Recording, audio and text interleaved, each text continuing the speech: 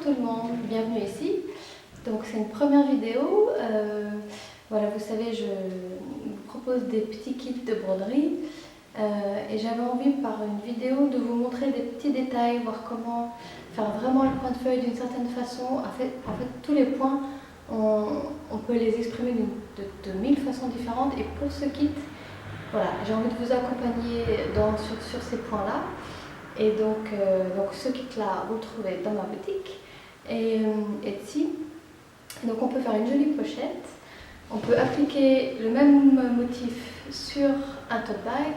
On peut aussi le laisser dans le petit tambour à broder qui est fourni dans le kit. Donc il y a plein de choses à envisager. Et donc moi je vais vous montrer par des vidéos gros plan comment vous accompagner et réaliser cette broderie. Voilà, à tout de suite. Alors dans le kit vous allez recevoir le tissu déjà tracé, le motif sera déjà tracé. Donc on l'installe sur le tambour, pareil, fourni dans le kit. Et donc on va commencer par le point de feuille. Donc moi j'ai donc enfilé le fil sur mon aiguille. Je vous montre comment je fais un petit nœud. C'est toujours amusant. 1, 2, je pince, j'enfile comme une perle. Voilà, donc je suis prête. Alors j'ai placé mon tissu sur mon tambour, mais je vais juste le détendre un peu parce que je voudrais faire la broderie en un seul geste. Ce sera plus facile. Donc je commence à ma pointe. Donc je vais bien marquer ma pointe. Je veux vraiment une feuille élancée. Voilà. Donc ma pointe, à peu près au tiers, moitié de la feuille, je pique mon premier point et je vais un petit peu à gauche, un peu plus bas.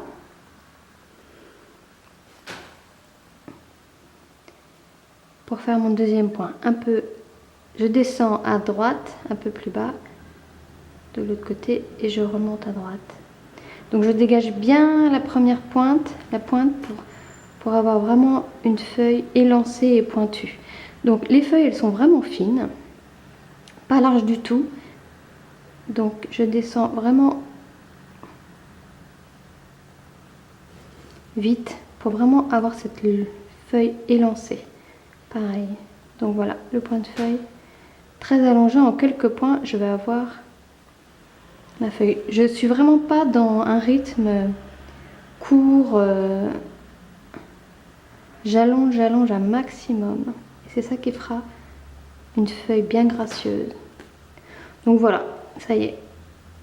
En 1, 2, 3, 4, 5, 6 points, c'est fait. Donc je peux passer à l'autre. Et ainsi de suite. Là, ça va pas vraiment se voir par transparence, il n'y a pas de souci. On peut broder d'une feuille à l'autre. Voilà, je vous montre encore une feuille. Le premier point au milieu, je descends un peu à gauche, je dégage bien la pointe. Je superpose de l'autre côté en décalant un peu et je remonte à droite.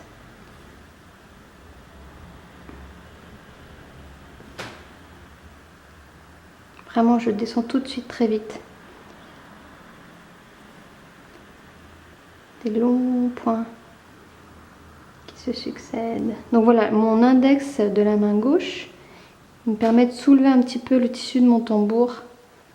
Voilà. Là, je donne un petit mouvement. C'est vrai qu'elle est pas complètement droite. Elle vient vraiment épouser la forme du motif. Voilà pour le point de feuille. Donc cette fois, je vais vous montrer comment faire le calice des fleurs. Pareil, j'ai enfilé mon fil.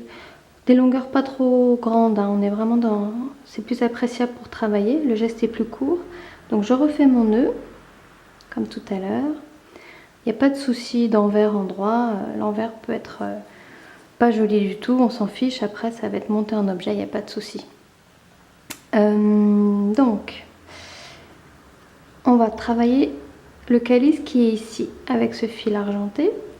Donc, je vais piquer à la base du calice. Je vais faire un point de bouclette. Donc, je repique à côté. Et j'attrape ma boucle. Donc ça va permettre de faire de bien installer mon point de feston. Donc je pique, voilà, je reviens à la base du calice et là je vais ouvrir pour continuer mon jeu de boucles et faire un petit éventail en fait de points de feston. Donc je suis tout simplement mon tracé. Je ne suis pas accolée au point précédent, hein. J'ouvre un tout petit peu, voilà, un petit peu, c'est plus léger. Voilà, je pique toujours à la base du calice et j'ouvre pour faire le petit éventail. Ça se fait tout seul.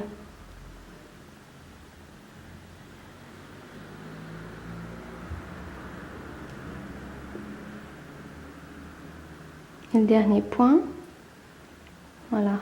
En fait, je vais le fixer juste avec un petit point derrière, comme un petit pont. Et on y est. Alors, je retourne, je passe dans les fils pour arrêter. Et puis, je vais pouvoir couper à ras. Et voilà.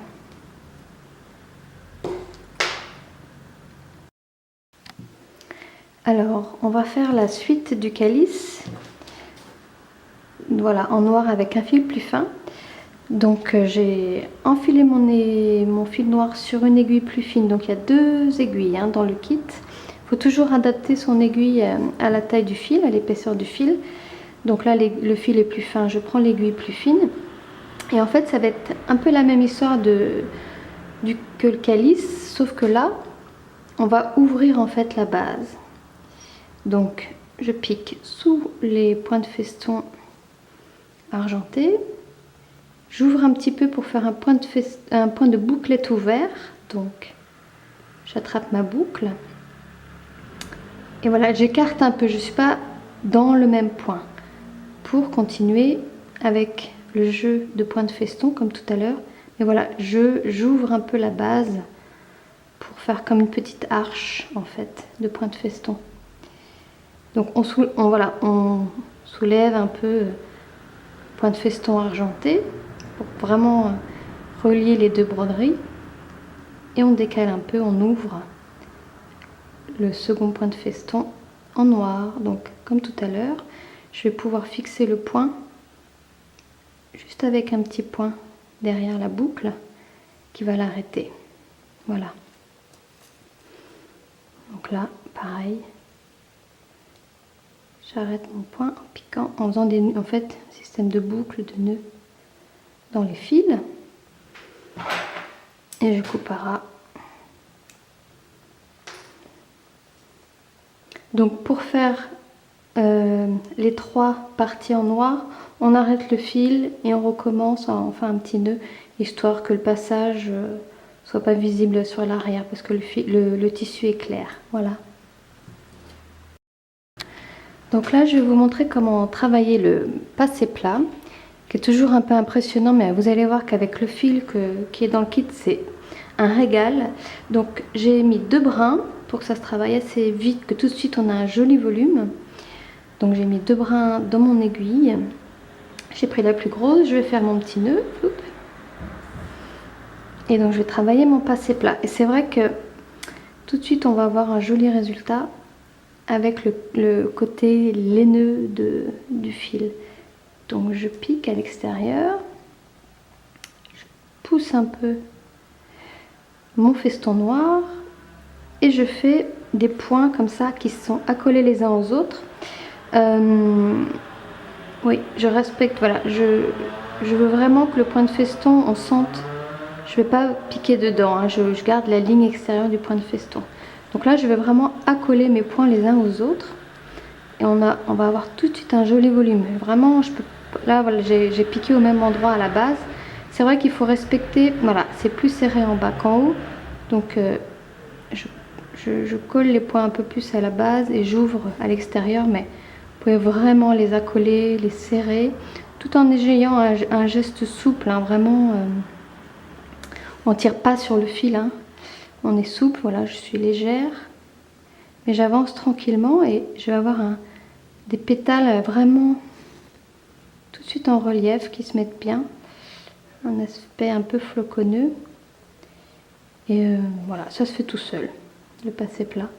J'essaye d'être assez voilà, d'avoir des points longs, des points plus courts, d'avoir un petit effet de pétale. Voilà, on continue tranquillement.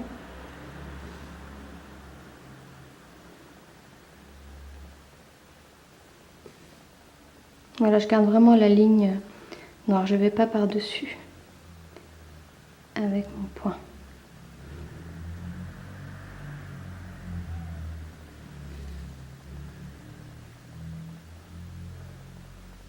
Donc j'ouvre un peu plus en haut, je ferme un petit peu plus en bas. Là, je vais réduire un peu mes points.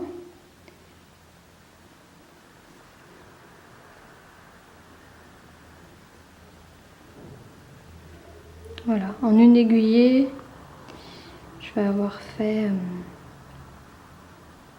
mes pétales blancs.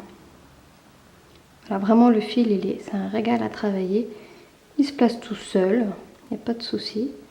On a un bel effet de volume que j'aime toujours, que je recherche toujours. Voilà, il y a vraiment un rapport entre la finesse des festons en fil fin noir et tout de suite les pétales qui arrivent, boum, qui offrent un beau volume. Donc voilà, là c'est facile, hein. Je pique dans les fils, même une fois va suffire. Je coupe au ras. Et voilà, on a une première partie de la fleur qui est faite.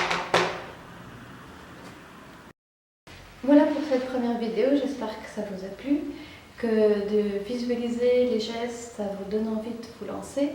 Voilà, dans les kits, il y a vraiment tout est tracé, il y a les fils, les aiguilles, toutes les explications. Donc vous êtes accompagné, plus ces petites vidéos, je pense que voilà, vous allez pouvoir vous lancer dans la broderie de cette pochette, par exemple, il y a les explications. Ou le tote bag, voilà, il y a plein de choses à faire. Et voilà, amusez-vous et bonne broderie, à bientôt.